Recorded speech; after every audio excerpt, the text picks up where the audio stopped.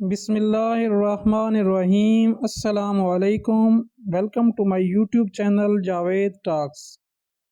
ناظرین، ہر انسان خوبیوں اور خامیوں کے ساتھ پیدا کیا گیا ہے اور ہر انسان کے اندر ایک منفرد دنیا چھپی ہوئی ہے۔ ہمیں ایک دوسرے کی خوبیوں کے ساتھ ساتھ خامیوں کو بھی تہہ دل سے قبول کرنا چاہیے، کیونکہ یہ اللہ کی پیدا کردہ چیزیں ہیں اور اللہ نے کوئی بھی چیز بیکار پیدا نہیں کی۔ بس ہمیں تھوڑا غور کرنے اور سمجھنے کی دیر لگتی ہے۔ بعض دفعہ آپ اپنی ایک خامی کو لے کر احساس کمتری کا شکار ہو جاتے ہیں، مگر غور کرنے پر معلوم ہوتا ہے کہ دراصل آپ کی خامی نہیں بلکہ خوبی ہے، اور اس خوبی کا کسی نہ کسی کو فائدہ ہو رہا ہے۔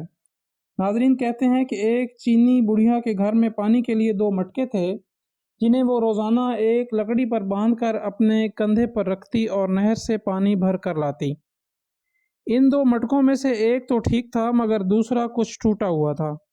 ہر بار ایسا ہوتا کہ جب یہ بڑھیا نہر سے پانی لے کر گھر پہنچتی تو ٹوٹے ہوئے مٹکے کا آدھا پانی راستے میں ہی بہہ جاتا، جبکہ دوسرا مٹکا پورا بھرا ہوا گھر پہنچتا۔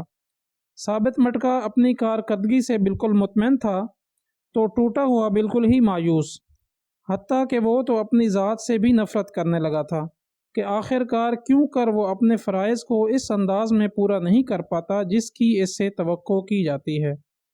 اور پھر مسلسل 2 سالوں تک ناکامی کی تلخی اور کڑواہٹ لیے ٹوٹے ہوئے گھڑے نے ایک دن اس عورت سے کہا، میں اپنی اس معذوری کی وجہ سے شرمندہ ہوں کہ جو پانی تم اتنی مشقت سے بھر کر اتنی دور سے لاتی ہو، اس میں سے کافی سارا صرف میرے ٹوٹا ہوا ہونے کی وجہ سے گھر پہنچتے پہنچتے راستے میں ہی گر جاتا ہے۔ گھڑے کی یہ بات سن کر بڑھیا ہنس دی اور کہا، کیا تم نے ان سالوں میں یہ نہیں دیکھا کہ میں جس طرف سے تم کو اٹھا کر لاتی ہوں، ادھر تو پھولوں کے پودے ہی پودے لگے ہوئے ہیں، جبکہ دوسری طرف کچھ بھی نہیں لگا ہوا۔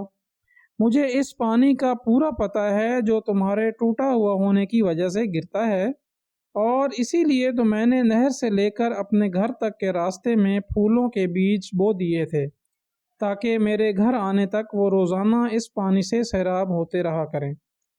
ان 2 سالوں میں نے کئی بار ان پھولوں سے خوبصورت گلدستے بنا کر اپنے گھر کو سجایا اور مہکایا۔ اگر تم میرے پاس نہ ہوتے تو میں اس بہار کو دیکھ ہی نہ پاتی جو تمہارے دم سے مجھے نظر آتی ہے۔